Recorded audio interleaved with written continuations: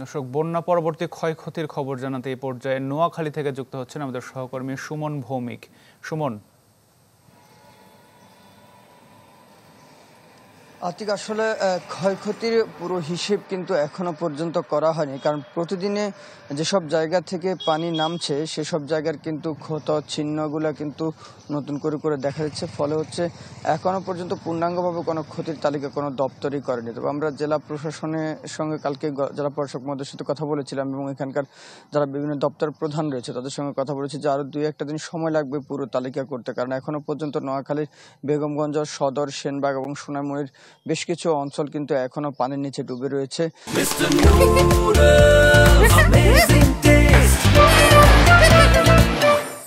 অনেকে তারা বলছেন যে প্রায় এখন 90,000-এর বেশি মানুষ কিন্তু এখনো পর্যন্ত বিভিন্ন আশ্রয় কেন্দ্রে রয়েছে। এর বাইরে 10 লাখের বেশি মানুষ এখনো পর্যন্ত পানিবন্দী রয়েছে। ফলে হচ্ছে ক্ষয়ক্ষতির সঠিক হিসাবটি এখনো পর্যন্ত করা সম্ভব হয়নি।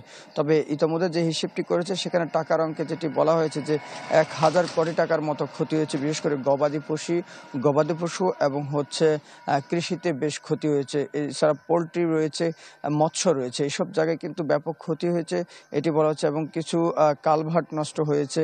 এর পাশাপাশি কিছু যেসব বিভিন্ন জায়গায় খালের পাশে যেসব ড্রেন বা অন্যান্য নালা করা হয়েছে, সে নালার উপরে যেসব কালভার্ট রয়েছে সেগুলো কিন্তু ব্যাপক ক্ষতিগ্রস্ত হয়েছে, এমনটা বলছে। এর বাইরে যেটি এখন ক্ষতির সবচেয়ে বড় সম্ভাবনার জায়গা যেটি রয়েছে সেটি হচ্ছে কোম্পানিগঞ্জের মুছাপুর রেগুলেটরটি আসলে ভেঙে যাওয়ার পর থেকে কিন্তু সেখানে ব্যাপক ভাঙনের তৈরি হয়েছে, এমনটি বলছে জেলা প্রশাসক। সব মিলিয়ে আসলে এখনো পর্যন্ত পানি যেহেতু নামেনি, সেক্ষেত্রে আরও 10 থেকে 15 দিন সময় লাগবে সব মিলিয়ে যত ক্ষতি হয়েছে সেগুলো ডিটেল একটি তৈরি করতে। আগামী 10 থেকে 15 দিন সময় লাগতে পারে। আতিক। জি সুমন, অনেক ধন্যবাদ যুক্ত হবার জন্য। নোয়াখালী থেকে জানাচ্ছেন সহকর্মী সুমন ভৌমিক।